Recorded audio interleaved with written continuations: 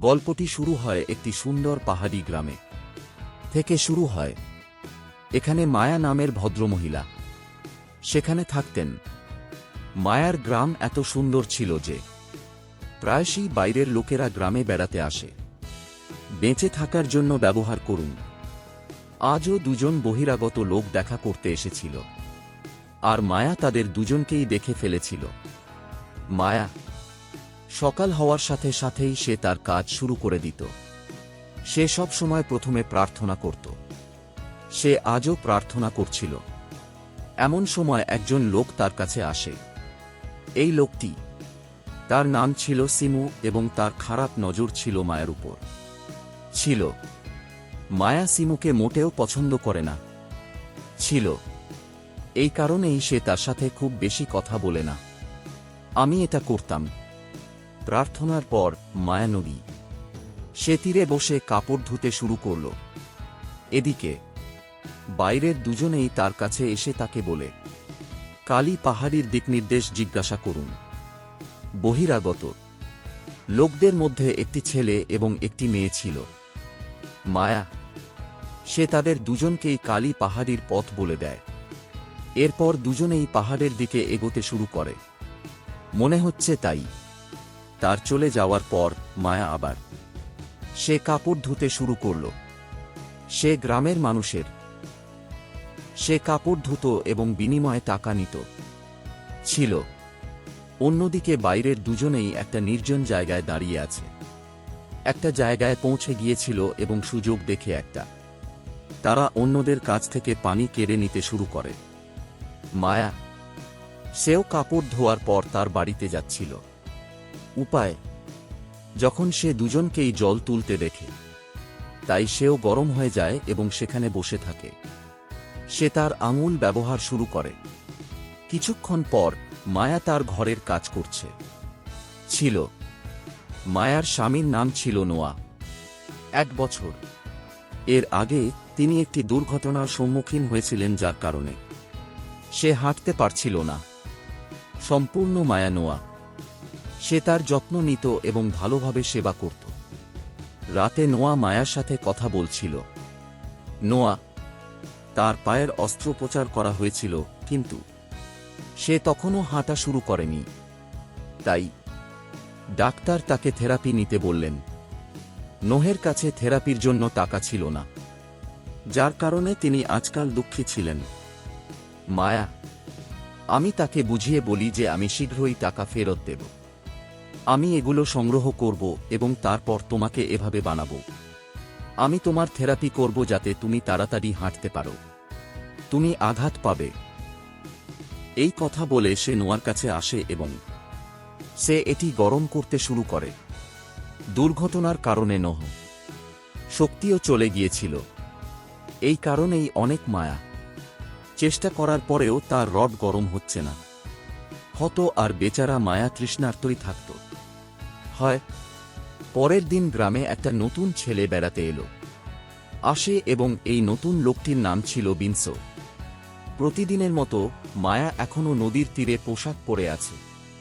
আমি এটা ধুচ্ছিলাম। বিনসো তার কাছে এসে তাকে বলল, কালো পাহাড়ের দিকে যাওয়ার পথ জিজ্ঞাসা করে। মায়া তার সে যে পাহাড়টা জিজ্ঞেস করছে সেটার কথা বলতে বলতে, তোমার সাথে কি কেউ নেই? বিন সে আমাকে বলে যে আমার কোনো প্রেমিক নেই, তাই আমি এখানে একাই বেড়াতে এসেছি। এত কিছু বলার পরও সে মায়া এবং মায়ায় শক্তি বিতরণ করে। সে তাকে খুব পছন্দ করে।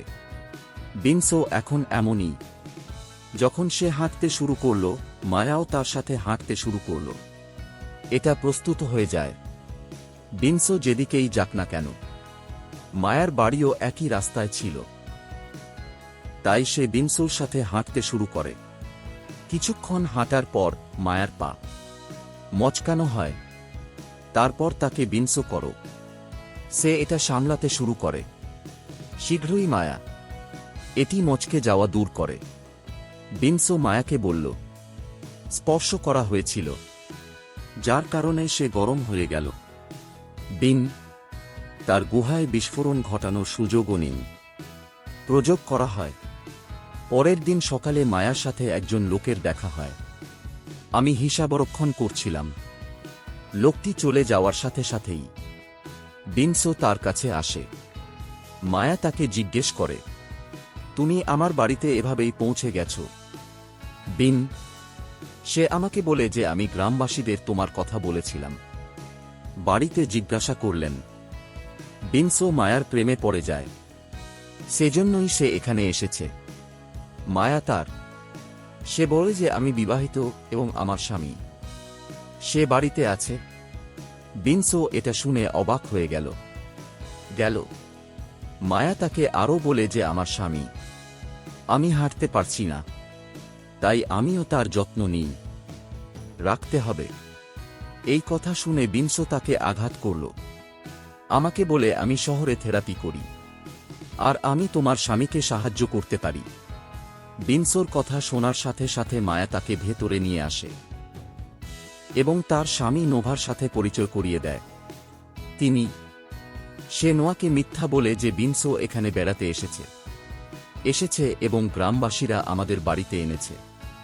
আমি এটা পাঠিয়েছি যাতে এটা তোমার থেরাপি করতে পারে। মায়ার কথা শেষ হওয়ার সাথে সাথে বিনসো নোয়া বলল।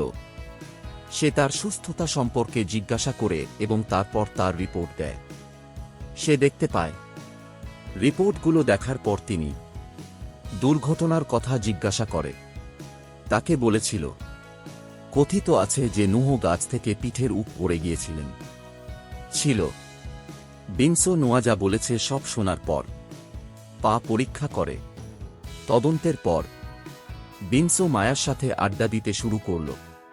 সে মায়ার কাছে আমাকে বলেছে আমি শীঘ্রই নোভার থেরাপিতে ফিরে আসব। আমি শুরু করব এবং বিনিময়ে তুমি কোন টাকা নেবে না, আমিও নেব না। বিনসো মায়ার আশেপাশে ঘোরাঘুরি করার সময় তার তাঁবুর কাছে এনে দেয়।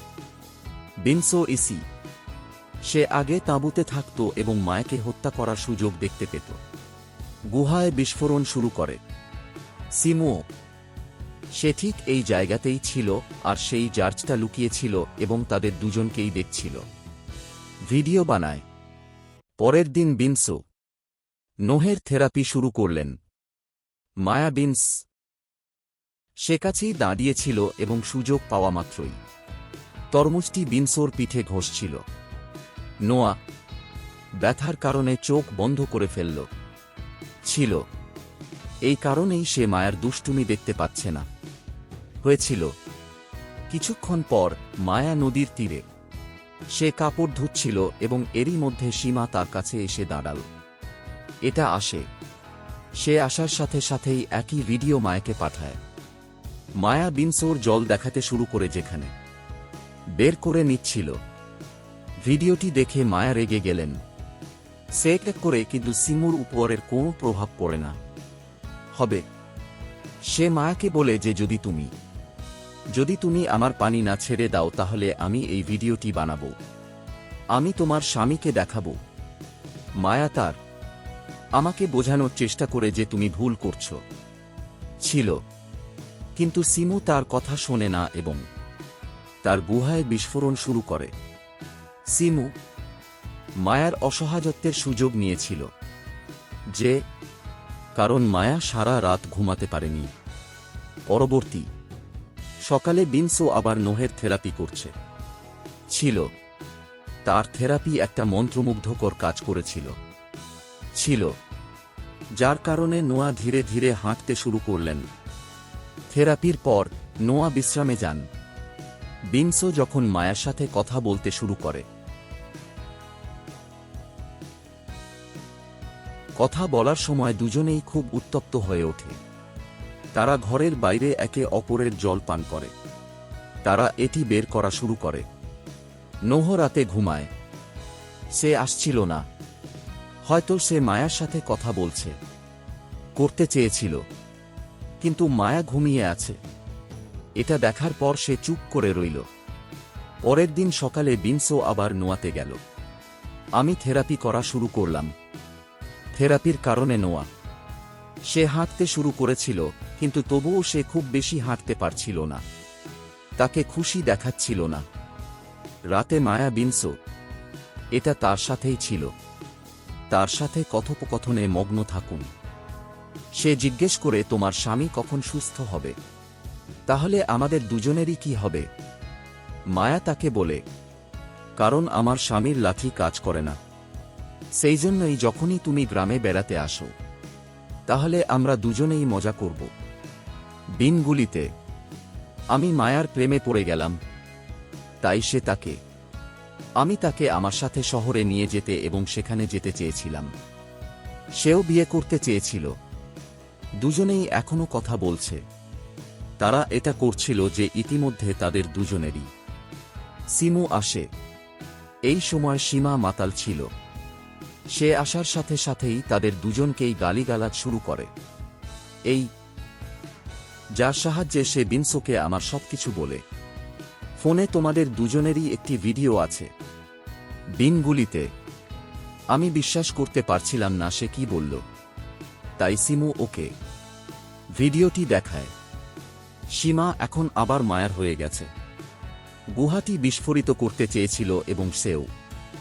বিনসোর সামনে মায়া তার প্রস্তাবে সম্মত হয়। প্রস্তুত ছিলাম না, যার পরে সীমার খুব খারাপ লাগছিল। সে তার সেনাবাহিনীকে বের করে দিয়েছে বলে আমার রাগ হচ্ছে। নে গন্ডের দেখার পর তারা দুজনেই ভীষণ ভয় পেয়ে গেল। সিমু বিনসোকে একপাশে ঠেলে মায়া ছেড়ে চলে যায়। সে আমাকে আমার কাপড় খুলতে বলে। সিমু মাতাল ছিল, আর তার হাতে ছিল একটি গন। পরিস্থিতির প্রতি এটা দেখে মায়া তার জামাকাপড় খুলতে শুরু করল। তার গোলাকার তরমুজ দেখলে সিমু তার উপর ঝাঁপিয়ে পড়ত। হয় বিসোর চোখের সামনে সবকিছু সিমু। আমি শুধু এটা করছিলাম, বিনসো মায়াকে সাহায্য করো। সে চেয়েছিল, কিন্তু সিমুর দল তার পক্ষে ছিল। ইতিমধ্যে পেছন থেকে কেউ এসে সিমুকে মেরে ফেলল। নোয়াই সিমুকে হত্যা করেছিল। নোয়া এখানে মায়াকে দেখতে এসেছিলেন কারণ সে জানত যে মায়া এবং বিনসোর মধ্যে সম্পর্ক রয়েছে। আগে ছিল। আসলে যখন মায়া আর বিনসো বাড়ি থেকে বেরিয়েছিল, আমরা সেই সময় বাইরে মজা করছিলাম। বিনসো, আমি তাদের দুজনকেই দেখেছি। মায়া একটা বোকা। তাদের একসাথে দেখে সে খুব দুঃখিত, কিন্তু মায়ার সুখের জন্য সে চুপ করে থাকে। বিনসোর কোনো শক্তি ছিল না।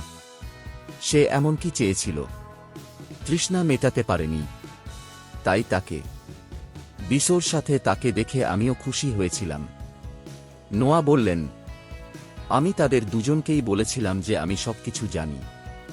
হয়, কিন্তু মায়ার সুখের জন্য আমি চুপ করে রইলাম। ছিল নোহের কাছ থেকে সত্য জেনে তারা দুজনেই অত্যন্ত হতবাক হয়ে গেল। আমি লজ্জিত। তারা দুজনেই জানত যে তারা ভুল করেছে, তাই তাদের ভুলের জন্য তারা দুজনেই দায়ী। এটাকে আরও উন্নত করতে চেয়েছিলাম। পরের দিন সকালে বিনসো ছিল। বাড়ি যাওয়ার কথা ছিল। যাওয়ার আগে সে নোহকে জিজ্ঞেস করে। সে ক্ষমা চায় কারণ সে তার স্ত্রীকে আঘাত করেছে। তার সাথে সম্পর্ক ছিল। বিনসোর ক্ষমা প্রার্থনা। এরপর নুহ কিছু বলেন না। মায়া কিছু বলছে। দুজনকেই চুপ করে থাকতে দেখে। বিনসো চলে যেতে শুরু করার সাথে সাথেই নোয়া তাকে থামিয়ে দিল। সে বলে যে তোমার কারণেই আমি হাঁটতে শুরু করেছি। এজন্যই আমি আপনাকে ধন্যবাদ জানাই। কিন্তু আজকের পর আর কখনো এখানে এসো না। মায়ার সাথে একবার দেখা করার চেষ্টা করো। নোহের এই কথা শোনার পর বিনসু কিছু বলে না, কারণ সে তার বক্তব্য মেনে নিতে প্রস্তুত ছিল। সে নোয়া থেকে এসেছে। সে হাত মেলায় এবং তারপর চলে যায়। হয়, মায়া নোয়া চলে যাওয়ার সময় তোমাকে ধন্যবাদ, কারণ সে তার ভুলের জন্য তাকে ক্ষমা করে দিয়েছে। সে বুঝতে পেরেছিল যে তার জীবন পৃথিবীর সেরা জীবন। তার একজন ভালো স্বামী আছে যে তার জন্য খুশি। আমি চুপ হয়ে গেলাম। ঠিক আছে, যখন থেকে নোহ হাঁটা শুরু করেছে, তার লাঠিও কাজ করতে শুরু করল। গল্পের শেষে স্বামী এবং স্ত্রী উভয়েই তারা খুশি বোধ করতে শুরু করে এবং নোহ মায়ার জন্য তৃষ্ণার্ত হয়, নিভে যেতে শুরু করে। এই গল্পের সাথে এটা এখানেই শেষ। আমাদের ভিডিও দেখার জন্য অনেক ধন্যবাদ। যদি আপনি যদি এই ধরনের ভিডিওর ভক্ত হন তাহলে দয়া করে আমার চ্যানেলটি সাবস্ক্রাইব করুন। দেখা করা পরবর্তী ভিডিওতে আছে। ততক্ষণ পর্যন্ত হ্যালো।